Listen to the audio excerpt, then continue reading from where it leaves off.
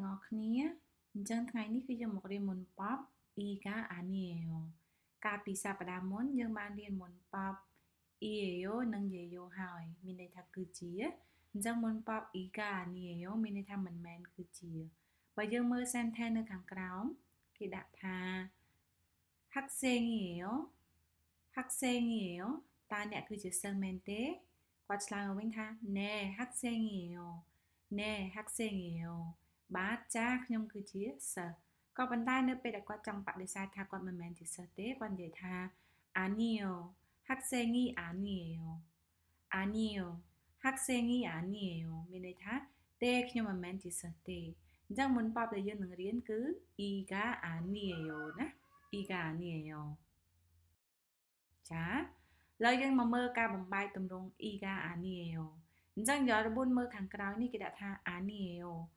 គ្រាន់តែយើងត្រូវដឹងថាវាមានពីររបៀបនៅក្នុងការដែលយើងបំបែកគ្រាន់តែថា 아니에요 ខាងក្រោយហ្នឹងគឺយើងត្រូវតែដាក់ដែរគ្រាន់តែទី1គឺយើងត្រូវប្រើជាមួយនឹង e ហើយមួយទៀតយើងត្រូវប្រើជាមួយនឹងកាអញ្ចឹងទម្រង់ទី1យើងប្រើជាមួយនឹង e 아니에요 គឺយើងនៅប្រើនៅពេលដែលម្យ៉ងសានាមបញ្ចប់ដោយឆើមមានន័យថាព្យញ្ជនៈឬក៏មានជើងគឺយើងត្រូវបូកជាមួយនឹង e អញ្ចឹងឧទាហរណ៍ថា 선생님 នីមខាងក្រោយនេះវាមានមីអ៊ឹមនៅខាងក្រោមអញ្ចឹងមីអ៊ឹមយើងត្រូវប្រើជាមួយនឹង e ដោយសារតែវាបញ្ចប់ដោយឆើមព្យញ្ជនៈអញ្ចឹងយើងទៅជា 선생님이 아니에요 선생님이 아니에요 ខ្ញុំមិនមែនជាគ្រូទេអញ្ចឹងណាចាអញ្ចឹងបន្តមកទៀតដូចពាក្យថា 회사원 ពាក្យ one នៅខាងក្រោយនេះគឺបញ្ចប់ដោយ niun ហ្នឹងវាគឺជាព្យញ្ជនៈឆើមអញ្ចឹង niun បូកជាមួយនឹង e ទៅជា 회사원이 아니에요 회사원이 아니에요 ខ្ញុំមិនមែនគឺជាបុគ្គលិកក្រុមហ៊ុនទេចាបន្តមកទៀតគឺ 은행원 វាបញ្ចប់ដោយ one នៅខាងក្រោយហើយវាបញ្ចប់ដោយ niun អញ្ចឹង niun វាគឺជាព្យញ្ជនៈគឺឆើមអញ្ចឹងយើងបូកជាមួយនឹង e ទៅជា 은행원이 아니에요 은행원이 아니에요 ខ្ញុំមិនមែនគឺជាបុគ្គលិកក្រុមធនាគារទេណាចាអញ្ចឹងឥឡូវលក្ខខណ្ឌទី2ម្ដងលក្ខខណ្ឌទី2គឺយើងបូកជាមួយនឹង 가 아니에요 អញ្ចឹងនៅពេលដែលញ៉ង់សានាមបញ្ចប់ដោយម៉ូអ៊ឹមស្រៈដែល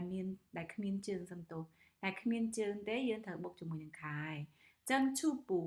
ពូនេះគឺមានន័យថាមេផ្ទះអញ្ចឹងវាបញ្ចប់ដោយស្រៈអ៊ូវាអត់មានជើងនៅខាងក្រោមទេវាបញ្ចប់ដោយស្រៈអញ្ចឹងយើងបូកជាមួយនឹងខាទៅជា 주부가 아니에요 ខ្ញុំមិនមែនជាមេផ្ទះទេចាបន្តមកទៀតគឺ 배우 វាបញ្ចប់ដោយស្រៈអ៊ូដូចគ្នាអញ្ចឹងអ៊ូអត់មានជើងនៅខាងក្រោមទេយើងបូកជាមួយនឹងខាទៅជា 배우가 아니에요 ខ្ញុំមិនមែនជាតារាភាពយន្តទេចាបន្តមក 요리사 ម្ដងអញ្ចឹង 요리사 បញ្ចប់ដោយស្រៈអា